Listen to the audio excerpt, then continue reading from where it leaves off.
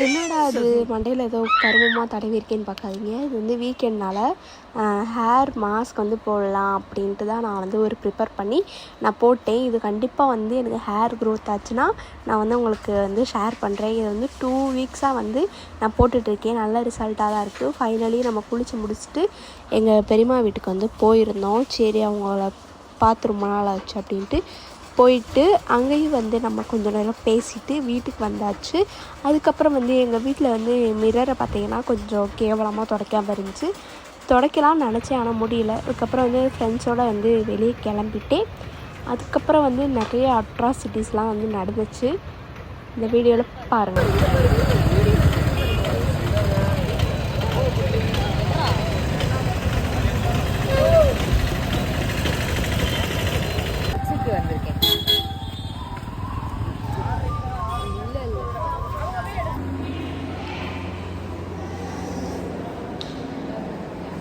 Photo எடுக்கலாம். இங்கே தான், அதை தான் நான் சொன்னேன், இங்கே தான் இருப்பாங்க. அந்த மாதிரி பொடி பாருங்க.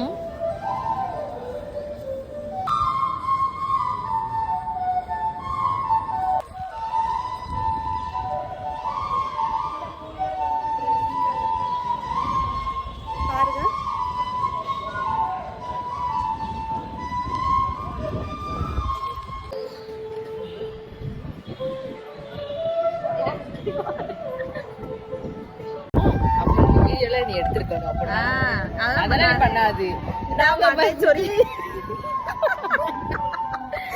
இப்போ எங்க வந்திருக்கோம்னா நாங்க வந்து வந்திருக்கோம்.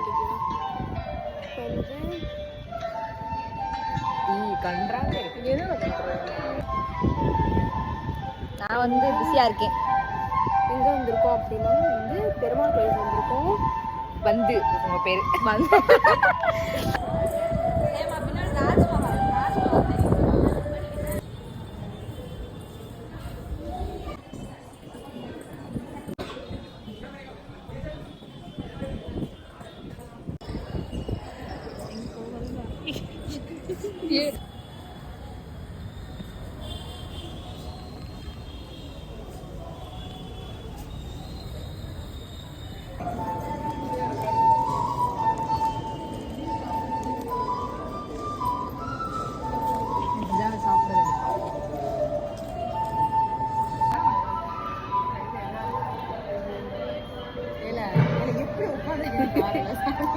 போடுவே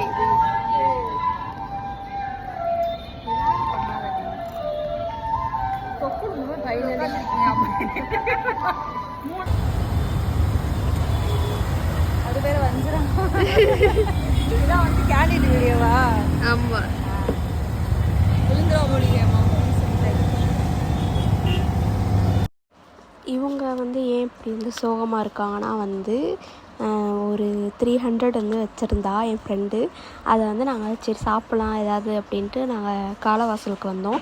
ஃபைனலாக வந்து அதை வெற்றிகரமாக எங்கே போட்டானே தெரில. அந்த காசை காணோம்.